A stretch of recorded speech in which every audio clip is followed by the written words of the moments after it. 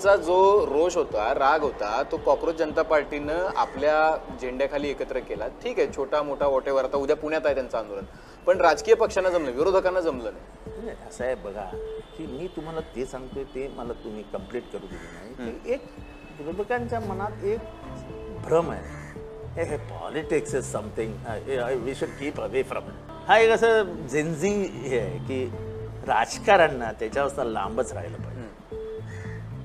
महात्मा गांधी आणि नेहरू असं म्हणाले असते राजकारणातलं लांबच राहिलं पाहिजे तर या देशातलं स्वातंत्र्य मिळणं अवघड गेलं असतं. नेहरूंच्या घरात काही कमी नव्हतं. नेहरूंच्या मालमत्तेची आज तुलना केली तर नेहरूंची मालमत्तेची किंमत आज भारतामध्ये 6,000 कोटी रुपये होती. 6,000 कोटी रुपये. स्वातंत्र्य मिळाल्यानंतर पहिल्या दिवशी आपलं सगळं धनसंपत्ती त्यांनी या देशाच्या नावावर करून टाकली. एक पैसाही नाही ठेवला स्वतःजवळ. त्यांचे आजोबा म्हणजे त्यांचे वडील मोतीलाल नेहरू. मी यासाठी तुम्हाला थांबवून विचारतोय. बघा, हा इतिहास तर माहिती आहे लोकांना, बऱ्याच लोकांना, पण तरुणांचा रोष तुम्हाला कॅप्चर करता आला नाही. तुम्हाला कॅप्चर करता येणार नाही कारण का त्यांचा राजकारणावरचा विश्वास उडाला आहे.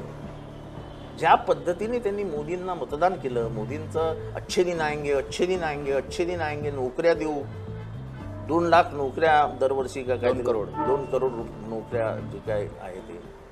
आज लोकांना नोकऱ्या नाही आहेत. इंडस्ट्रीज बंद होत आहे. IT इंडस्ट्रीज बंद पडत आहेत. शिकली सावरलेली पोरं कुठेच दिसत नाही आहेत.